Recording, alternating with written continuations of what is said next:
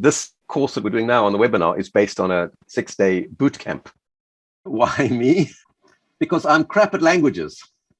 I really struggled from a very early age. I grew up in South Africa, where Afrikaans was the other official language besides English. Plus, there's at least 5 other African languages like Xhosa and Zulu and Venda and Ovambo. And I couldn't even learn Afrikaans. Afrikaans is one of the simplest languages in the world. It's kind of based on a kitchen slave servant version of Flemish. I was always at the bottom of the class. And I tried things like sleep learning. I tried hypnosis. I tried lists and lists and lists of vocabulary. But the trouble about languages like Afrikaans and German, it's arbitrary. No matter how hard I worked, I couldn't remember these things. I spent 5 years in high school trying to learn German. The same thing. There's a different sexes for German. There's a masculine words, feminine words, neuter words. I could remember which word was which. And then, of course, you have to know which the sex of the word is to be able to decline the verbs. If you decline them incorrectly, it means something completely different. I studied ways of learning languages for quite a long time. And I had started to go into things like accelerated learning. And I thought I'd figured out a way of learning languages. And one of it was using mnemonics, trying to simplify the sounds and so on and so forth. So I come to Thailand and thinking, right, no problem. I'll be able to learn Thai quite easily. And then I realized that actually I've been learning languages wrong all my life. And in fact, the way schools and the way textbooks teach languages are also kind of wrong. They're mostly linguistic. The linguistic way of understanding languages is really a description for experts. To actually learn a language from scratch, it doesn't really help to understand the whole theory of how the language is constructed. You have to approach it a different way. In Thailand, I started off by learning loads of vocabulary. I started off by listening to movies every day with the English subtitles underneath, thinking that I could absorb the language that way. And what I realized was, firstly, our minds can't cope with more than maybe one activity at a time. So I was watching these movies in Thai. I had to basically process the English subtitles to understand what was going on. In doing that, my mind kind of tuned out the Thai sound. So I was training myself to not hear Thai because my mind didn't have time to actually listen to the Thai. I was trying to read the subtitles.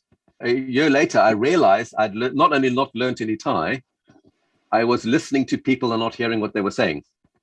It's a weird experience. If somebody says something to you and it doesn't register and you say, what did you just say? Can you repeat that? That's what my experience was. And then I realized that with the phonetic spellings of the words and the way the tones were described in kind of musical terms like rising and falling, it's entirely wrong.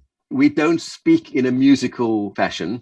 We speak basically using energy and emphasis, and we use other ways of speaking. So when I was speaking like that, nobody could understand me. It's like if I was talking like this to you, you would find it very odd. And you'd have to kind of listen very carefully to what I'm saying. And that's what was happening when I was speaking to Thai people. They couldn't understand what I said the first time. And then I had to repeat myself. And I was very careful to enunciate the tones very carefully. And they still couldn't understand me. And then eventually some other person would kind of figure out what I said. And then they would say it again in Thai and said, oh, is that what you want? And for them, it was obvious. So I then finally figured out that I should start to learn to read. And the first thing that happened to me was I looked at this and I said, there's no way I can remember all these letters and all the rules. It reminded me of going back and learning all those pages and pages and pages of German verbs with the conjugations and all those Afrikaans words with the prepositions that go with them and all that kind of stuff. And I just thought, okay, I'm going to go back to the very, very beginning. And what would I need as a person who doesn't have a good memory and is not very good at learning languages and who doesn't like to study for hours and hours and hours on end?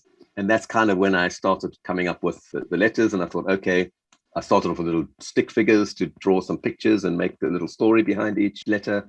And of course, I didn't really know what I was doing half the time because I didn't really know Thai. And when I tried to ask Thai people, am I on the right track?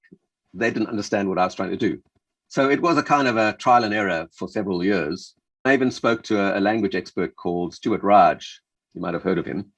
He knows about 20 languages fluently, and he teaches Thai. And he kind of helped me with some minor details. And we started to collaborate on this project together, but he became busy with his own projects, and I was kind of left alone to struggle on my own, as it were.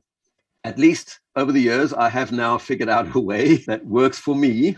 Basically, I went through a maze of all the different ways of learning things, and I found out where all the dead ends were. I've now mapped out where the dead ends are, so I know that that's not where you should go. That's not how you should learn the language. And what I've ended up with is a kind of a path, which I now call the yellow brick road, which is the most optimal way of learning Thai, at least. If it works for me as the lowest common denominator, then it's probably going to work for most other people. Why is it that we can't learn Thai so well? And that's probably because we kind of live in an expat bubble, where even though we're in a country that speaks only Thai, like being in France, for instance, you go to France, nearly everybody only speaks French. You can't really go and speak English in France. We end up in an environment where we're only dealing with people who are actually English speaking, or whatever our language is, French, Italian, and Thai people who are multilingual or bilingual. And then you never really get an opportunity to go out into the wild, as it were, go and visit little villages where nobody can speak English, or go to the markets in the outskirts of Bangkok, for instance. And you won't come across the people who are not university educated or have not really had an opportunity to speak English. So the world we live in Thailand, it's very comfortable, it's very beautiful, it's very modern, it's very Western, but it's not really Thailand.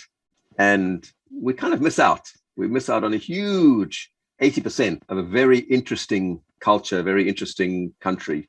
As we start to learn to read Thai, I will show you some of these things. It's almost like there's so much happening around us in plain sight, but we can't see it. And once you start to learn to read, and then as a process start to understand, you'll be amazed at how big the world is out there, the world of Thailand that you never knew existed up till now. So anyway, this is how we sound to Thai people when we try to speak Thai the way it's taught normally in schools. Guten Tag. Good day. My name is Professor Guy Gadbois, medieval castle authority from Marseille. Tell me, do you have a room? I do not know what a room is.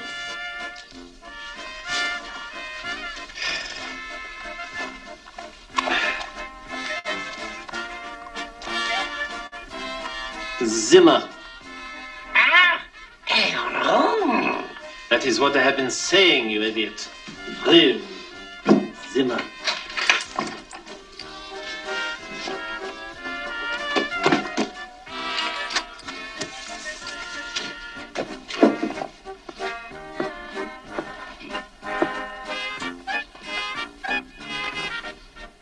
Does your dear go bad? No. Nice, dear girl. I thought you said your dog did not bite. That is not my dog.